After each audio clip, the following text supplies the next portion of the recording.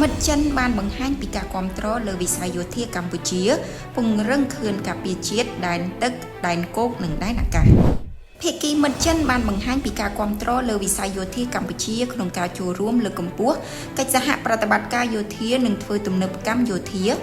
ដែលនឹងពង្រឹងខឿនការពារជាតិដែនទឹកដែនគោកនិងដែនអាកាសនេះបើតាមអត្ថន័យក្នុងកិច្ចប្រជុំលើកទី1នៃយន្តការកិច្ចសន្ទនាយុទ្ធសាស្ត្រ 2+2 រវាងឧបនាយករដ្ឋមន្ត្រីប្រាក់សុខុន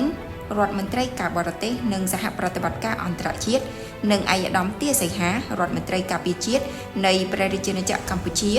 និងឯកឧត្តមវ៉ាងយីរដ្ឋមន្ត្រីការបរទេសនិងឯកឧត្តមតុងជុនរដ្ឋមន្ត្រីការពារជាតិនៃសាធារណរដ្ឋប្រជាមានិតចិន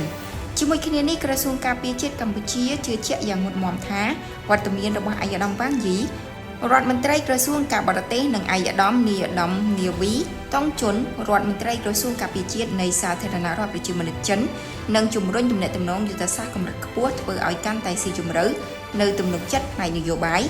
ការរីកចម្រើននៃទំនាក់ទំនងទ្វេភាគីដែលជាដៃគូយុទ្ធសាស្ត្រគ្រប់ជ្រុងជ្រោយនិងជាមិត្តដៃថៃព្រមទាំងបានកំពុងខិតខំកសាងសហគមន៍ជួយវាសនារួមកម្ពុជាចិនគ្រប់រដូវកាលក្នុងយុគសម័យថ្មីបន្ថែមពីនេះកម្ពុជាក៏បដិញ្ញាចិត្តក្នុងការបន្តពង្រឹងនិងពង្រីកកិច្ចសហប្រតិបត្តិការរវាងប្រទេសទាំងពីរលើគ្រប់វិស័យឲ្យកាន់តែស៊ីជម្រៅបន្ថែមទៀតដោយប្រកាន់ខ្ជាប់ឥតងាករេនៅគោលការណ៍ចិនមួយផងដែរ